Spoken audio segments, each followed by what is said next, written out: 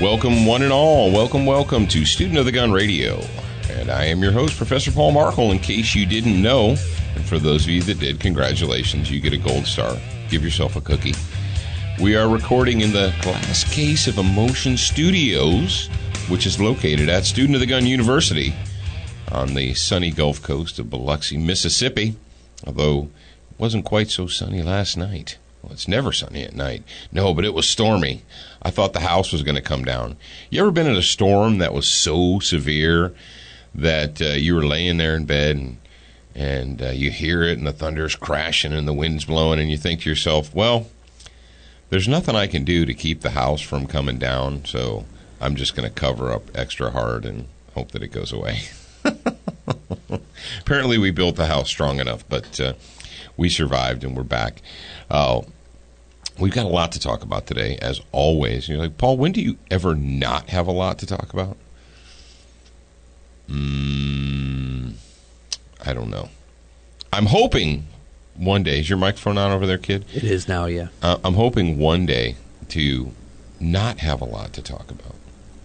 I'm hoping one day to be able to just play music and maybe read you some Gaelic poems or something like that, or some Gothic poetry. I don't know. But today, here on it's Thursday. It's almost the end of the week. It's the last day of the public broadcast hour for the week. We have much that must be discussed because we do not have the luxury of not paying attention. Now, you can choose not to pay attention. That is your option as an American. You can choose, or if you're Australian or whatever, good day, mate. And if you're listening to us anywhere else in the world, hello, arrivederci. No, that's goodbye. Hola. Of course, if you're hola on me, then you're probably not listening because we be hablan ¿Cómo estás? Inglés here. We don't be hablan Spanish or Espanol. Did I tell you about the idiots from the government that got my phone number? Listen to this. All right, here's a quick aside. I definitely didn't. So somehow the Center for Disease Control got my mobile number. I don't know where they got it from. So the phone rings. Yeah. No shit. All right, write that time down. 3 minutes. So anyway, the phone rings and I answer it. And the guy says, yes, I'm calling from the Center for Disease Control, and we're conducting a survey about blah, blah, blah, blah, blah, blah, blah, blah, blah, blah. And he says, if you take a moment to participate in this survey for us, however, I must say if you're driving or doing anything that requires your attention, that we will call back. And I said, I'm using a chainsaw right now. Does that count? And he's like, oh, yes, you need to pay attention to that. So he hangs up. Right? So obviously I see what the number is. It's coming out of Chicago, Illinois. How disgusting is that, Jared? So these puke-faced leech scumbags that are sucking up my tax money. Yeah, that's where my tax money's going. So these scumbags can freaking cold call me. Well, it doesn't end there. Might have been a number like when we call. Yeah, people. I know. Yeah, but so anyway, the phone rings again, and I see the number, and I pick it up, and I say, "Hola." And this woman says, "Hello, I'm calling from the Center for Disease Control to conduct a survey, and we would like you to take a moment to participate in the survey." And I said, "¿Qué?" Right. So she's like, "Yes, hello," and I'm like, ¿Qué? Right? So she says to me, she goes, "Do you speak English?" And I was like, "No sé, ¿qué?" And she's like, then she says to me in English, she says, "Do you speak Spanish?" She's saying this to me in English. Keep that in mind. So if I did only speak Spanish, what good does it do to say to me in English, "Do you speak Spanish?" And then so finally, I'm like, ¿Qué? So finally I hear her say, she like takes the phone away from her mouth, or she's like, "I don't have time for this." And she hangs the phone. You know what? You stupid scumbag. I don't have time for this either. Do I call you at your house on your mobile phone and interrupt your day? But yeah, how stupid is that? And she's like said it real slow. Do you speak Spanish? Oh, thank you for saying that in English, you moron. That's who's sucking up your tax dollars. You're welcome. So I just thought you'd find that interesting. One of these times you're going to get somebody that you say that and then they start speaking Spanish. Well, you know what I want to do? I want to learn like I used to know that one. Well, no, I took German in high school, but I only know enough to like tell you what my name is in German and like order beer and stuff like that. Yeah, you know, ask you how is the weather, you know, that kind of stuff. Nothing really conversational. Of course, I should have paid better attention and learned to speak conversational German, but you know. Well, I took German in high school too, and they taught us how to say I like cats and stuff like that. I can insult you in German. I can do that. I learned how to do that, and I'm 27. Okay, it's been a long time since I was a freshman, but that many years later, I can still remember how to insult you in German. I can't like ask you how to go places or get something, but I can insult you. So there you. Because that'll help you. Because that's important. That's the important stuff. Yeah. I remember when I was a guy was teaching me Spanish, and he was teaching me how to compliment women on their large breasts. I can do that in Spanish and in Tagalog. Really? Yes. So if I go to the Philippines, I can compliment you on your large breasts in Tagalog. So there's that. The important stuff. Well, when you're a young Marine, you got to learn the important stuff. Yeah. That's funny. Well, enough hilarity. No. Brownells. You know, there's this company called Brownells.com. Old company, been around for a long, long time. You might think, well, I'm not a gunsmith, so Brownells doesn't really help me. No, they've got. If you own a gun, you do. What? Yeah. If you own a gun, Brownells has got something for you.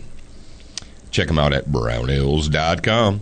And make sure that you're checking out their new products category all the time because they're constantly adding new things to that. Duracoat. Can you get Duracoat from Brownells? Yes, you can. If you're not following us on social media, that's cool, I guess. I mean, do what you want. But if you want to see pictures, I can't send you pictures through the radio. I would like to send you pictures through the radio, but we haven't figured out a way to do that yet. So when we do our Duracoat projects, we just did a Century Arms, the Fury 12-gauge semi-auto shotgun. We did one of those in a camo pattern with the Duracoat. And, what else did I do? Oh, I did the Mossberg 500 in slightly darker black. And then I did a Hi-Point C9 in my, I did it. You just go look at the pictures. Okay. We put the pictures up on Instagram, which is Student of the Gun on Instagram, and Facebook, Student of the Gun Facebook. If you want to see pictures, that's what you need to do. Or you could watch the TV show because we've done several segments on the TV show. Paxton's got a pink tiger striped G-Lock that we featured. We featured it season 4 or 5. Heck, I can't remember. It's been on there several times. The snake gun. The snake gun from Duracoat has been on there. The fire extinguisher gun. Yeah, if you guys haven't seen the fire extinguisher gun, I think that episode is up on Combat Clays. It's the Combat Clays one where we use the red fire extinguisher gun. That's on Full30.com right now, so you can actually watch it instantly. If you went to Full30.com and clicked on the Student of the Gun channel there, under the one that's titled Combat Clays, you can see the all red, like a fire engine, 12-gauge shotgun that we've got on there. Crossbreed holsters. I'm wearing a Crossbreed holster right now at this very moment in time. Jared, do you also? I am. You also are? Indeed. He's got the OWB. I have the IWB, the Super Tuck. And before... You know what I need? What do you need? I need somebody that makes quality leather holsters, and I don't know. Do you know anybody off the top of your head? Oh, any of our friends? You know, I've actually... I got to tell you, I don't think it's going to happen now, but... I'll tell you, one of our fans, one of our listeners, wrote me several months ago and said, hey, I do leather holsters and so forth, and And I said, okay, cool. I said, well, here's what I'd like to do. This is going to disappoint you, but it's just the way it is. No, I told him, I said, Jared's got a special car, CM9 with the Moulin Labe, with all the gold inlay, all that stuff. Yeah. And I said, if you could he goes, I want to send you something to check out or try out. And I said, well, do that. Send one for that. And I said, send it to attention to me, and I'll give it to Jared as a surprise, and then we'll talk about it. He didn't surprise me. And that was about 2 to 3 months ago. So I'm guessing that's never, ever going to happen. Yeah. If it hasn't happened by now, it's probably not going to happen. So, and quite frankly, I don't remember who it was. I just moved on with my life. Here's the deal, folks. If you're going to be in business and you promise someone something, you need to follow up on it, because, well, and everybody should have this. I don't have time. If we're doing business together and you say, okay, I'll get you a blah, blah, blah. All right. And 2 weeks later, you still haven't gotten me the whatever. If you don't say, hey, the reason it's been 2 weeks and I don't have time to follow up and to, like, for instance, when I was doing the writing, I was doing, like, for 20 years I was writing. People were like, oh, I'll get you a X or a Y, or I want you to try out this and this and this and this and this. And, 2-3 months goes by. I can't hold a story. People would want me to, like if, for instance, I'm reviewing a pistol, and a company's like, oh, we have a holster for that. Let me send you a holster for that. I'm like, okay, I'll use your holster in the pistol review, do the story, send it out. It'll be published in Guns and Sandwiches or whatever, Well, dude, I can't hold up a story for 2 months waiting on you to send me a holster. Sorry, I can't do it. Yeah. It's just going to be somebody else's holster in that story, and it's gone, and I'm moving on with my life. That's the way it is. So, if you're a young, and I know a lot of you out there are thinking about starting your own businesses, or you just recently started a business, here's the deal. You start building your reputation in business on day one, and it doesn't happen overnight. You slowly but surely build your rep. And when I was professionally writing for over 20 years, and I got to the point where I could call people up, and I had the reputation of trustworthiness. And if I called you and said, hey, I need one of these for a review, can you get it to me? Then it was going to happen. Yeah. It wasn't maybe or possibly or I don't know, is this dude just going to take my stuff? And no. I had been writing for maybe 15, 16, 17 years when a guy contacted me after exchanging business cards at SHOT Show and said, oh, I want you to try out it wasn't a gun. It was like an accessory, right? I need you to try, really, it's the coolest accessory you've ever seen in your life. And I'm like, okay, great. And so I was talking to him, and I said, well, I've got an article coming up, and I can fit your accessory into that article if you get me one for photos and testing and so forth. And he says, okay, well, that's great, but I just need to go ahead and get a credit card number from you. And I said, I don't want to. I said, I'll send it back when I'm done with it. And he's like, well, yeah, I know.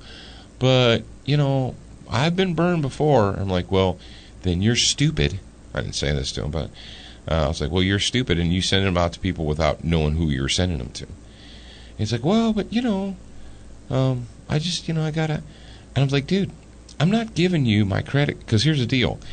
You just send your credit card number out there blankly or whatever, and you're going to get charged. And this is a relatively expensive accessory. It was several $100s, and I didn't want it. I was going to do this dude a favor and include his accessory in the article, which would have been the equivalent of several $1,000s worth of free advertising. And he's like, well, I guess if you can't work with me, then we just can't do this. I'm like, okay, well, I'm going to go. You contacted me. Thanks. It's like, you contacted me. I didn't call. I can, and that's the thing is, I can see if I called this dude and said, hey, man, can you do me a favor? Can you send me this widget? I really need it bad. And he says, oh, well, how bad do you want it, It's like, you called me asking me for free advertising, and you're going to ask me for a credit card number so that you can get your free advertising from me? Man, that sounds like a heck of a deal, but I'm going to go ahead and pass on that. So that's my free advice for you kids out there today. If you're going to get into business, whatever business it is, Don't make promises lightly, but when you do promise somebody something, you better follow through on it. You know who follows through? Velocity Triggers. You got a black rifle? They got a trigger for you. Check them out at velocitytriggers.com. And if you have a black rifle and if you have some gray matter between your ears and you can follow the directions, you can install it at your own workbench and follow the directions. Don't be a knucklehead. I know you're like, what? Me? Be a knucklehead and just do it myself without following directions? Yeah. Follow the directions. They're not hard. They just require your attention. And lastly, but certainly not leastly right now in the list, Frog Lube. It just works. It's green. It's minty fresh. It's non-petroleum based, and it works. Put it on your guns. Put it on your knives. Put it on your toast. I don't care. You could if you wanted to. You could even use it to lube up an NPA. Wink, nod, all you EMTs and paramedics out there. Let's not do that. Let's not. Not in my nose. Check those guys out at froglube.com. All right. Here's the deal. As long as I'm alive, I'm going to have saliva. Please use that. Well, you won't be conscious. And the only reason I'm putting it in you is you're unconscious anyway. Man, I wish this was a bonus hour. But I'm pumped. That would be a nasopharyngeal airway. All right, Camp Shelby. Shooting at Camp Shelby. National news. This strikes really super close to home for us. Yesterday's story broke on Breitbart.com. Camp Shelby, first it was, now check this out. First it was 2 suspects sought an attempted attack on soldiers. And you're like, whoa, what the heck's going on here? Breitbart News previously reported reports of shots fired at officers at Camp Shelby, Mississippi, in Hattiesburg.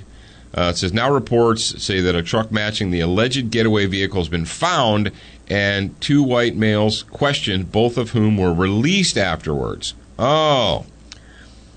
Well, that was on August 4th. Well, here we go. We've got a news story from you from August 5th. It was reported by Drudge, and Drudge linked this, and we actually have a Mississippi source who's actually been texting Jared back and forth on his phone to confirm that this is true. Camp Shelby was at a heightened state of alert after authorities said a man matching the description of Tuesday's shooter fired shots near a military post again on Wednesday. So the description of the man is a white male. Yeah, that means it could be anybody. Yeah, well, anybody but a black male or an Arab male or whatever, a dark-skinned male. Soldiers training at Camp Shelby Joint Training Forces Center reported shots fired around 8 a.m. Central Time in the vicinity of Parrot Tower Road, so forth and so forth, 15 miles southeast of the post. And a lot of you guys out there, a lot of you folks, you're saying to yourselves, what the heck? How is it that somebody who's not in the military can get on base and shoot at soldiers? Well, here's what you need to understand. Most military training facilities are not 100% fenced in. Now, you have the main compound, camp, or base where you have your housing and your armories and your administrative offices and all that stuff. Now, those areas are fenced in, and they have gates. They're gated communities essentially. They have posts, and you can drive up to them. But most of your training facilities are surrounded by hundreds, if not thousands upon thousands of acres of essentially what amounts to just open land, an impact area. Camp Lejeune is that way. 29 Palms is that way. Fort Drum is that way. Camp Shelby is that way. Now, Camp Shelby, actually, before 9/11, 2001, before the current global war on terror, Camp Shelby was just this little tiny base that nobody really cared about. But because it's in the South, because it's in Mississippi, and it's strategically located near a large air base, what the Army has done is they've turned it from little old Camp Shelby into the Joint Forces Training Center, and they put millions of dollars into renovating this place. They have what essentially amounts to a FOB or a forward operating base like you would find in Iraq or Afghanistan.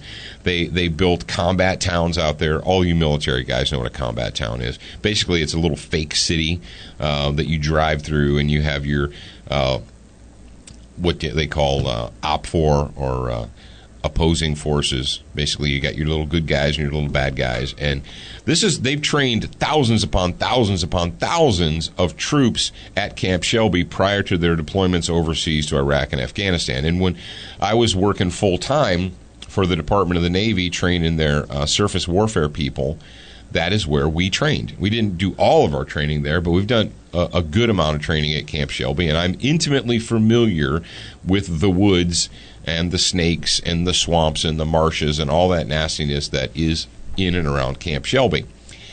So the main base of Camp Shelby has a big fence around it and gates, but all that other, land, woods and rivers and streams and swamps and all that, that's just kind of out there. And so there are state roads and county roads and township roads where you can just drive off. And, they'll have a green sign, when you drive off the state highway that says you are now entering, Camp Shelby training facility, blah, blah, blah, blah, blah. But it's not gated. It's not fenced. There's hundreds, if not thousands of acres that are open. So if you're, Johnny Whack Job, it's also part of I believe it's the state forest as well. So you've got guys that go and hunt in the state forest in and around Shelby every fall, every winter. Now, it's not winter. It's not fall. So there is really nothing. There's no big game in. We don't know what's going on up there. But the reason we bring this up is this. Everyone's like peeing their pants over this Shelby thing, and they're freaking out, and they're like, blah, blah, blah, blah. Here's the big question. It's 2015, is it not? Yeah, it's 2015, Paul. We've been engaged in the global war on terror for at least 14 years now, right? Yeah, about 14 years. I'll give that to you. Why in the world are soldiers running around unarmed? Oh, you can't. All right. Maybe not all soldiers. Maybe some of them. Maybe a security battalion or a security platoon or what. Why in the world do we have soldiers who are afraid? They're portraying the attackers as like civilian type people or a civilian person or whatever. At first it was two people, and now to the most recent story it was one person. Okay, whatever. But the fact of the matter is, how is it that soldiers, and our source up at Camp Shelby says that the people that are being shot at were all unarmed, and that they did not have the ability to shoot back. He said that this person said that they have armed security there, but obviously the soldiers aren't. And this person is MP, but because they're not on orders, they're not allowed to carry it. I'm like, you're an MP. Oh no! That's your job. No, what did General? But they're not allowed to carry it. What did General Honore say? Remember from last week, General Honore, who's stuck on stupid, said, when our soldiers come back in from the field or off duty, the first thing they do is unload their weapons and turn them in and lock them in the armory, because that's the best way to do it. Yeah, that's the best way to do it, Honore, is to make sure that the millisecond that they step off the road, that you take their guns from them and lock them up, because we can't allow soldiers and we can't allow MPs. Do you understand the insanity of this world that we live in? These people that we call warriors, that we call our heroes. Oh, they're our heroes. They're warriors in uniform. And their own government is so afraid of them, they won't allow them to carry loaded guns. They won't allow them to... Oh, it's just too dangerous. It's too dangerous. You don't understand, Paul. You can't allow soldiers... They don't have... And someone's like, oh, they don't have that kind of training. It's like, duh, what? Now, here in free America where we live, the governor here does have a clue. And we got a quote from the governor. It says, and this is just, this story is less than 24 hours old as you hear this. The soldiers at Camp Shelby and across the state can and should take appropriate steps to defend themselves as necessary, said Mississippi Governor Phil Bryant in a statement. This is one of the reasons I recently signed an executive order directing certain National Guard personnel to be armed. And we reported on that last week about how the the National Guard recruiting centers in Mississippi, how they broke out they dusted off the M9s, they broke them out and actually gave them live ammo and holsters. And they're like, hey, here you go, buddy. So there you have it. I don't know what to tell you folks. I really don't. I mean, we're living in this like complete and total upside down world. We had Fort Hood Part 1, Fort Hood Part 2. We had numerous recruiters and people in uniform killed by Muslim missionaries all over the United States. And we still can't bring ourselves to nut up. The Israelis have been doing it forever. Now, I know you guys are hip. You're like, oh, hang on, Paul. The Israelis, they kind of like, they carry their rifles around unloaded with a magazine, like in this weird plastic contraption. Yeah, I know, I got that part. But at least they got the freaking guns on them and ammo. And here in America, the best gun is a locked-up gun. The safest gun is one that's locked in the armory. Now, we've got a story. We're getting kind of long here, so let me go ahead and get on this. That's what she said. We got a story that was shared with me from a good friend of mine. And this comes to the sources, woodtv.com. Woodtv.com. W-O-O-D. W-O-O-D TV.com. And that's Channel 8, Grand Rapids, Holland, and Kalamazoo, Michigan. Active shooter training at National Guard Armory. What? Get out of Dodge. They're teaching National Guard soldiers how to fight with guns? This is crazy talk. The Michigan Army National Guard post in Wyoming, that's Wyoming, Michigan, not Wyoming, the state, held an active shooter training on Tuesday. Guardsmen and full-time civilian employees received guidelines on how to respond in an active shooter situation, rather than specific step-by-step process. So they're guidelines. The main lesson was not to run, but to fight back. Wow. That's insane. Riddle me this, Batman. These people already have been issued uniforms. They've already been through basic training, whatever kind of schooling they've gone through, and so forth. And so on August 3rd, August 4th, 2015, now is the time to teach these people in uniform how to fight back? What the hell have they been doing up to this point in time? I mean, I applaud their moving forward in little tiny baby steps, but how do we have people that are active duty military and have been for a long, long, long time, and we're just like, we should teach these people how to fight with guns? What? That's what? It annoys me that you have to actually tell people that they need to fight back. How do they not know that? Now, let me tell you, did we talk last week about uniformed services versus armed forces? I am not sure. I don't know if we talked about it on the radio, but I remember we discussed it. All right. Let me tell you something. You know why your military is so effed up? I can say effed up. I'm allowed. You know why it is? Because of who you've elected and who you've put in charge and who you've allowed to run your country for the last 6-7 years. And even beyond that. But the last 6 have been pretty glaringly horrible. Because you're weak, your neighbors are weak, your friends are weak, your relatives are weak, and you're afraid. You're afraid to stand up, you're afraid to point out, you're afraid to call evil evil. And while you've been reasonable and non-confrontational, while you've been doing that, your country and your military has been neutered. Neutered. That's right. So when I started working full-time for the military. It's a tactical neuter. Yeah. When I started working full-time for the military, it was 2007. It was 2007, and George W. Bush was in charge.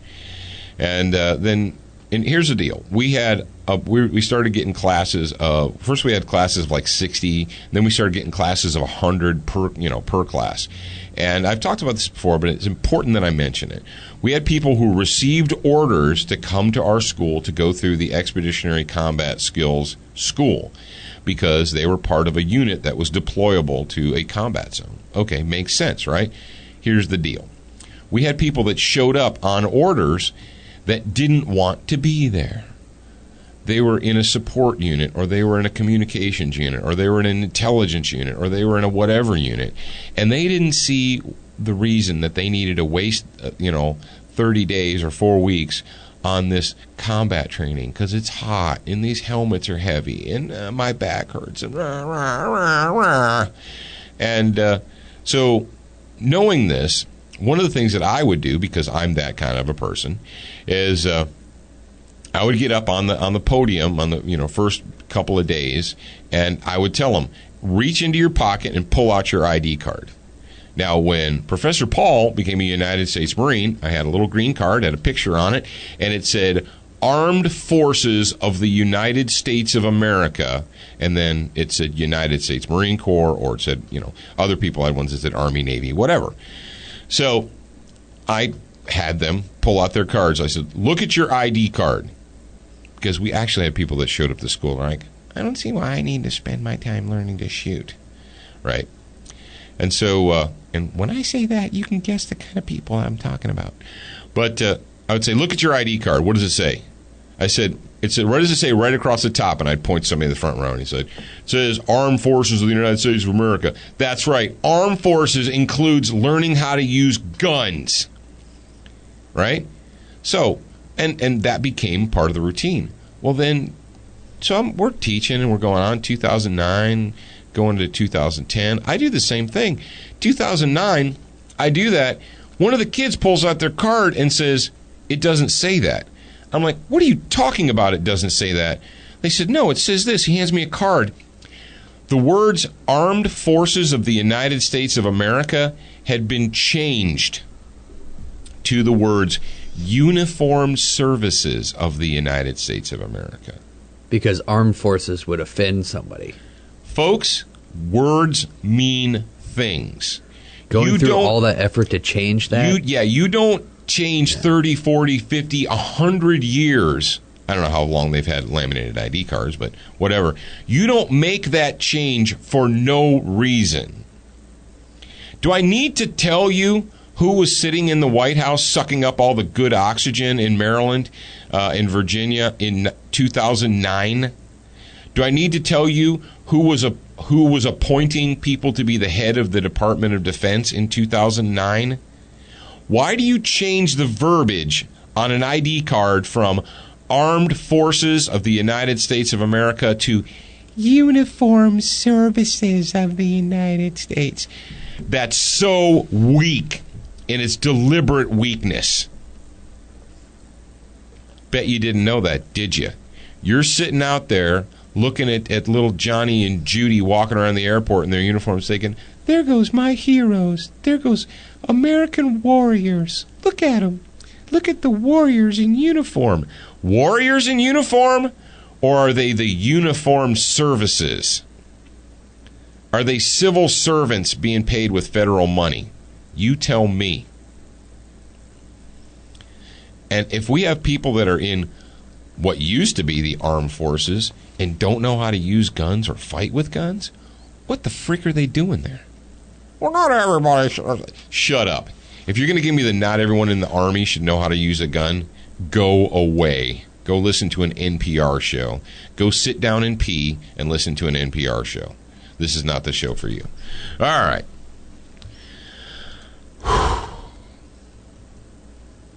Folks, you know who makes cool guns? Century Arms. Century Arms makes cool guns. They make the C39, 100% made in the USA AK, and you should buy one now. Also, I'm going to tell you this. Listen up, freaks. It is the summertime. Guns are cheap. People, the majority of you and your friends and neighbors are not going out buying guns and ammo right now because it's the summer. You're playing baseball and you're fishing and you're doing all that stuff. So the prices, the demand, or the supply is up, demand is down, prices are down. If you've been him-hawing around, well, I'm thinking about, maybe, stop thinking about it. Do it now. Or you can wait 6 months until the prices go back up and think, oh, man, I better get one now. Century Arms has got good prices on AKs. They got good prices on handguns. They got good prices on shotguns. Or you could just wait. I don't care. It's your life. Live it like you want. SWAT Fuel is our friends. Go to SWATfuel.com. if you need that little extra oomph, that little extra push, you're getting serious about getting fighting fit, go to SWATfuel.com and use their promo code SOTG. You know it's 2015. You know it's funny. Yesterday jokes. when jokes are pretty funny. Yesterday when Alex was sitting there with Chrissy trying to come up with their name thing, I walked in and they're like, "You need to SWAT fuel like your dad does and help us come up with a frickin' name." Because when Dad SWAT fuels, he's like, his brain goes, and it's just maybe his ideas come. Good ideas just flow. Oh, that reminds me. How do you feel today? Do you feel any better from the massage? Oh my! Let me tell you. You want to know the truth? I took Jared's advice and I changed up my routine because I've been doing the same things for a long time. Holy crap! Somebody listens. Shut up. So the other day when I was in the gym, I decided I was going to do some light bench work and I was going to do squats. So, and we have unlike Planet Fitness, Planet Gayness, Planet Fatness, we have a squat rack here at Fight U. They have squat racks there. No, they don't. They took their squat racks out, remember? Seriously? Yeah. Didn't you ever watch Louder with Crowder? He went in there and he wanted to squat, and they're like, oh, I don't have squat racks. Oh, they have the machines. Yeah, because they don't have actual squat racks because people make noise when they squat. Okay. But unlike them, we do. So to answer your question, and my thighs are really sore today. And our the SWAT rack. The squat rack brought to you by SWAT Fuel. Anyway, the squat rack is outside in the Mississippi heat. Yeah, so you got to squat in the heat. Yeah. Anyway, so to answer your question, I feel pretty good, but my thighs are really sore, and my like shoulder pectoralis muscle areas. I was just wondering because Alex started doing I don't know if I told you guys yet, but she started doing this thing called a raindrop massage. She uses essential oils, and it's a different kind of massage, but it's pretty cool. And that actually brings me into next week. I'm going to have her. I want her to come on for the fitness talk and talk about the oils and fitness? How they can help you. Yeah, talk about fitness. The last story is really going to make me angry. So, but what Jared's going to do is he's going to preemptive strike me here, and he's going to play something that makes me not angry. Bam.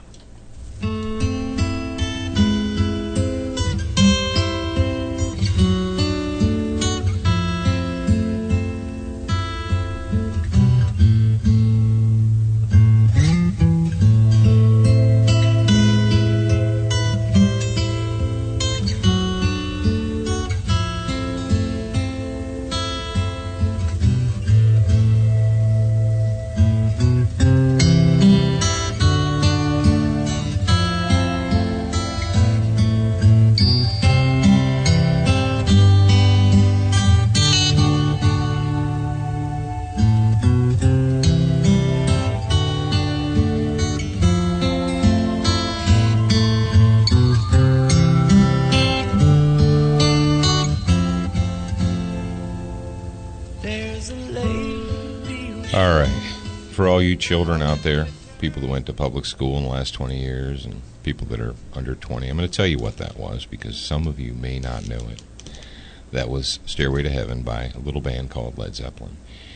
And that song has a special meaning for me. Probably a special meaning for a lot of you, especially those of you who are of my age and even older. When I was a freshman in high school, yes, that was a time when your humble professor was a young 14-year-old freshman. Did you say humble? Yes. Okay. I did say humble. Cool. When I was a 14-year-old freshman, back in the 80s, early 80s, late 70s, they still had things that they called like a freshman mixer.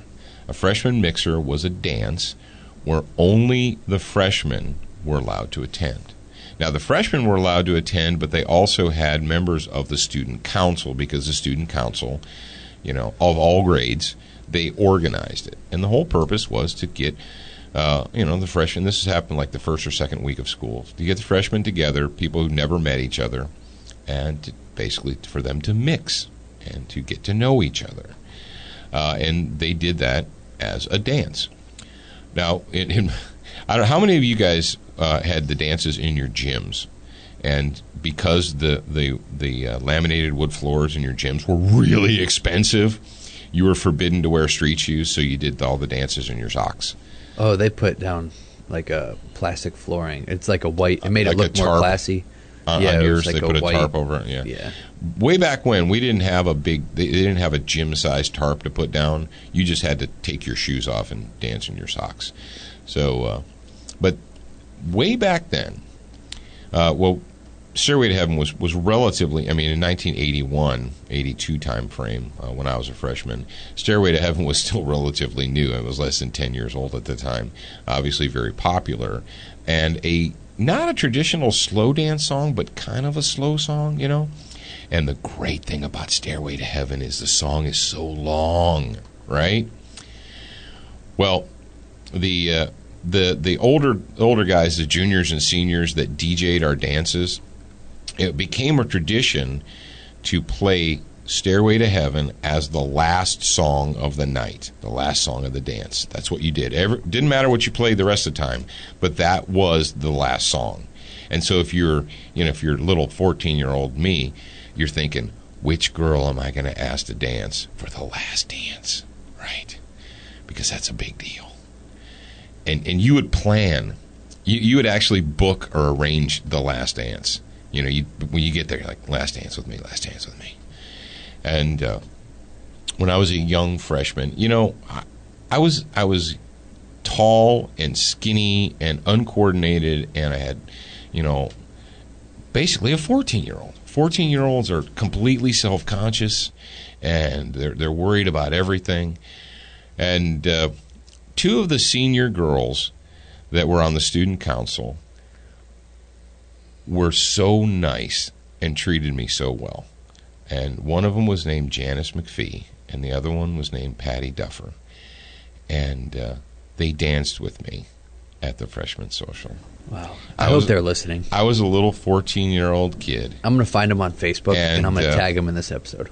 And of course, they, when you're 14 and an 18-year-old girl dances with you, that's a pretty awesome thing. Yeah. They're back then when they were soft and so forth. And so when I hear this, and that's the wonderful thing about music. When you hear a song, you usually just close your eyes and think about where you were when you either first heard that song or what you were doing when you heard that song. And so when I hear Stairway to Heaven today, it's like jumping in a time machine and being transported back 30 years to the freshman mixer or a high school dance. And the fact that those two girls, and they're obviously adult women now, but that here's what they were, Jared. They were kind. They were kind to me. They were kind people. And we need way more of that. Yes. We need way more of that. The reason I had Jared play that is because this next story is not kind. It is evil. It is an expression of evil. It's the kind of story that makes you angry. Makes me not happy. And you're like, well, I don't want you to bring me down, Paul. I don't want to bring you down either, but here's the deal. You said but. Have to listen. Here is the deal. You have to listen to this. It's not going to be a comfortable listen. You're not going to want to listen to it. When you're listening to it, you're going to want to punch things. But you need to. We do not live in a safe world. Even during the Cold War, when I was growing up, with the threat of nuclear war from Russia, the Soviet Union, and so even that during then, I feel like as a high school kid, I was safer then with the threat of nuclear war than I am today, than my children are today. And why is that? How have we allowed ourselves to get to a position as a society, as a nation, where we were really, our day-to-day lives were less affected by war than we are today? What did we do? How did we become so weak? One of the ways we became so weak is by pretending that evil doesn't exist. You cannot ignore evil hoping that it will go away. What have we said previously? That the surest way for evil to exist and flourish, and I know I'm paraphrasing, is for good men to do nothing. I know that I have good men and women that are listening to me today. I absolutely am assured that there are good people listening to me right now. And if you consider yourself in that category, you can't do nothing. You can't ignore evil and pretend it doesn't exist. Now, the source for this is theblaze.com. And if you didn't catch the story this week about the Hollywood and the media, you need to do that. I'm sorry, Hollywood and politicians. You need to do that. But Jared's going to go ahead and play the audio, and the audio is from our old nemesis, Louis Farrakhan, who actually shut his mouth for about 5 or 6 years after 9/11.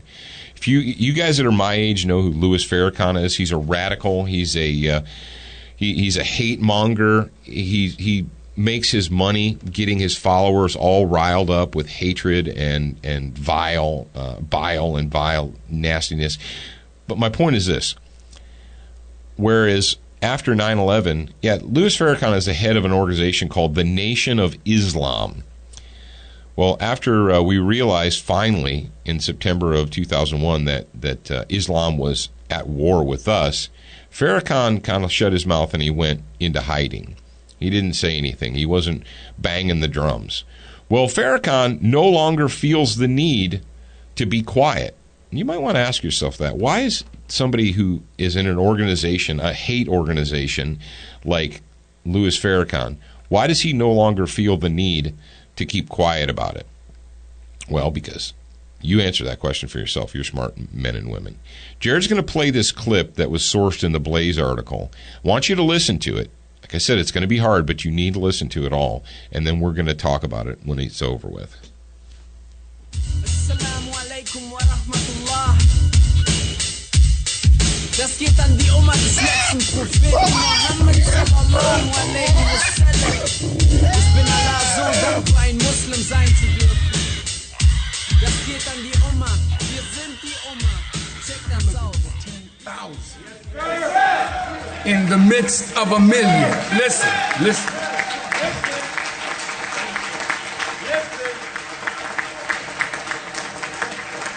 I'm looking for 10,000 in the midst of the million. Midst of the million. 10,000 fearless men.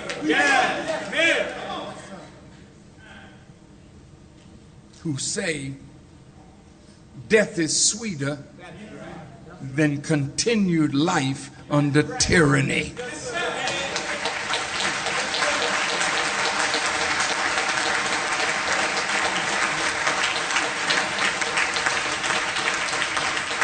Death is sweeter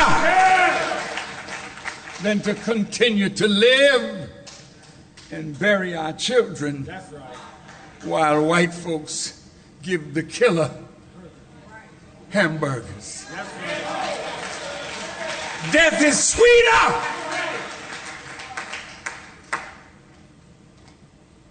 than watching us slaughter each other to the joy of a 400-year-old enemy. Death is sweeter.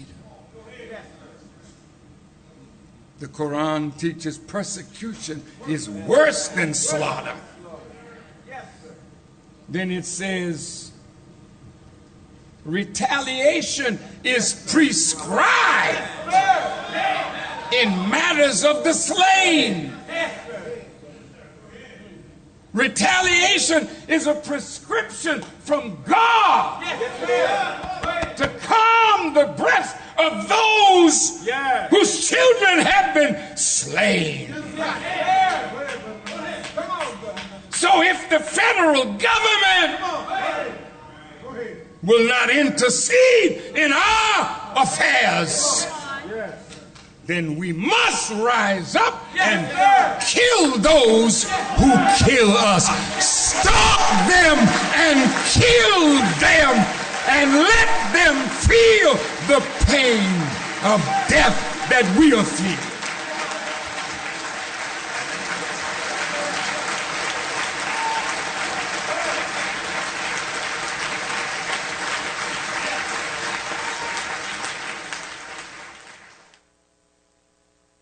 All right, let me ask you this.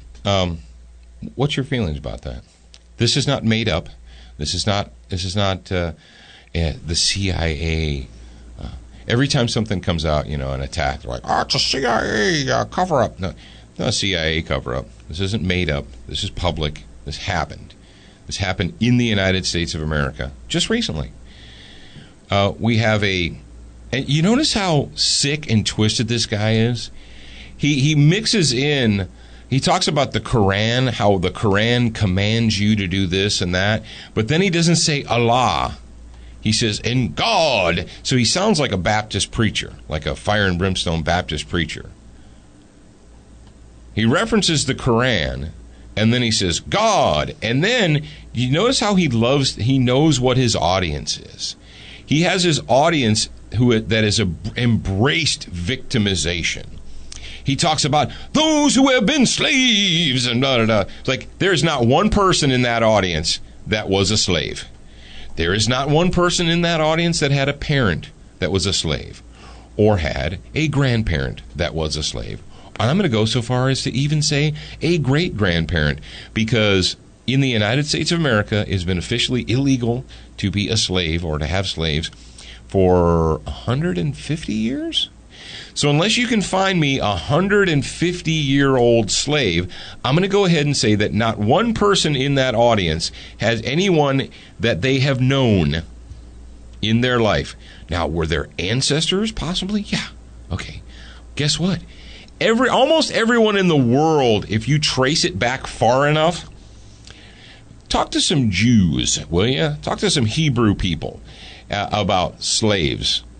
The Jews were slaves for thousands of years. I guess we owe them. Indentured servants. You guys know what an indentured servant is? Oh, what do you mean an indentured servant? A person from Europe who came to the United States and had to work for a number of years, essentially without pay, kind of like a slave. But what? Come on now. But they were free. The indentured servants were freed eventually. Yeah, they were. There's slavery still on planet Earth. You can still find slavery in the world. No, you can't. No, there's no, like, oh, yeah, you can. Go to the continent of Africa. Go to Southwest Asia, and you can find slavery. Oh, but that's pretty inconvenient, isn't it? It's the truth, but it's really super inconvenient. But let's talk about what Calypso Louie is saying here, and I know I owe Rush a nickel. But because Louis Farrakhan, before he was a fire-breathing jihadist, part of the religion of what? Does it sound like the leader of the Nation of Islam is part of the religion of peace and brotherhood? So if you're a representative of the religion of peace and brotherhood, then what you do is you scream into the microphones telling your followers to rise up and kill. And that the Quran orders them to seek vengeance. Did you know that? Oh, you mean the religion of peace and brotherhood follows a book that commands them to rise up and seek vengeance? Oh, okay. I want you guys to follow the Blaze link that we put in the show notes. I want you to look at the video, and the reason I want you to look at it is because in the Nation of Islam, in their, I don't know if they call them churches or if they call them mosques or whatever they call them, they follow the doctrine. Women are separate from men, and they have to sit all the way in the back, separated. All of you people who, I know that you're not a women's lib feminist if you're listening to me, but you know people that are, and they're all worried about Islamophobia. That's what cracks me up, Jared, is all these leftists and socialists and progressive people, they're so concerned about Islamophobia and how we may not, people of the members of Islam, and they're oppressed in America. Are you high? Are you freaking high? All these leftist feminist people that are worried that we may be mistreating Islam. Islam mistreats the crap out of their own people. How can a feminist be down with a group that forces women into a subservient and second-class citizen position? a position where they're not allowed to join the men. They have to sit in the back of the room. They have to cover themselves. But you're worried. Your good liberal friends are worried about not fascism, but Islamophobia, that we won't treat them right. It's insanity. Why do we make you listen to this? Why did I make you listen to this? Well, other than the fact that it should scare the living crap out of you, because did you hear? He wants 10,000 out of 1 million to rise up. That's what he's calling for. 10,000. What Louis Farrakhan just did is he didn't name anyone specifically, although, Jared, in that clip, didn't he, call out Whitey or the whites? There's no race baiting there, is there? No. Can you imagine if a Caucasian Southern minister or Northern minister or anybody who's not black, a white person, a minister, got up in front of their church and parishioners and screamed and used the word blacks and said, rise up and kill? How long would it be before the FBI was at that church? Probably less than 24 hours, I would say. So imagine that. Contrast that, if you will, with what Calypso Louis is saying here. He just gave his followers permission to kill anyone that they think, that they perceive is a threat to them. It's just kind of an open door there. You need. Now, did he say, exercise self-defense? No, I didn't really hear the exercise self-defense in that. He said, if the federal government's not going to take care of these people, who are these people? Police officers? People who aren't Muslim? You tell me. Well, Paul, come on. This. Oh, let me guess. Nobody listens to this guy, right? That would never happen in America. Have we not had ridiculous numbers of people being attacked on the street for no reason other than the attacker and the victim were different skin colors? What happened in New York? The hammer attacks, the hatchet attack. We had hammer attacks. We had hatchet attacks. We had a guy playing chess in a park in New York. And a man of color stood up and screamed about justice for Michael Brown and beat this guy into a coma, and then he's brain dead now. He's gone. Because the guy playing chess was Caucasian, and the man who attacked him was non-Caucasian and was screaming for justice for Michael Brown. But that will never happen. Louis Farrakhan is telling all of the wingnuts in his group, it's cool. Do what you got to do. Allah, or God, and he calls Allah God, he wills it. Matter of fact, in the Quran, it commands it. Folks, when your enemy tells you what they're going to do, when they go out in public and say, hey, this is what we're going to do, you might want to pay attention. I know that your government doesn't give one rat's rear end. I know that they really don't see a problem. Comrade Barry and all of J. Jonah Jameson thinks that he needs to sit down and have a conversation with people like Farrakhan. He's not going to call out Farrakhan. Don't expect anyone in the federal government to even acknowledge this. And don't expect anyone in the Fourth Estate, any of those worthless puke faces at CNN, MSNBC, et al., don't expect them to stand up, raise their hand, and say, is Comrade Barry willing to condemn Louis Farrakhan's statement about rise up and kill? We haven't seen that video. We're not going to comment on that. We don't know what you're saying. So anybody going to ask J. Jonah Jameson if he's conducting investigation into the Nation of Islam? No, he's not going to investigate him. He's going to talk to him. They're going to sit down and have a conversation. Because that's how you defeat your enemies in the world today. is you sit down and have a conversation. You want to engage them. I saw something online the other day I thought was perfect. It says, radical members of Islam want to cut your head off. Conservative members of Islam want a radical member of Islam to cut your head off. Paraphrased. All right, folks, that is it for this week for the public broadcast of Student of the Gun Radio. Now, tomorrow on the grad program hour, we hope that you'll join us for that. But on the grad program hour, we're going to get in deep into the positives and the what you can do. And we're going to do some follow-up work on leadership and the leadership challenge. I want to address that on the radio. So all you grad program people, pay close attention. We're going to be talking to you tomorrow, talking about leadership and the leadership challenge. And don't forget about the story that you're going to tell tomorrow. I'm going to tell a story tomorrow. Yeah, remember the crew shirt camera story?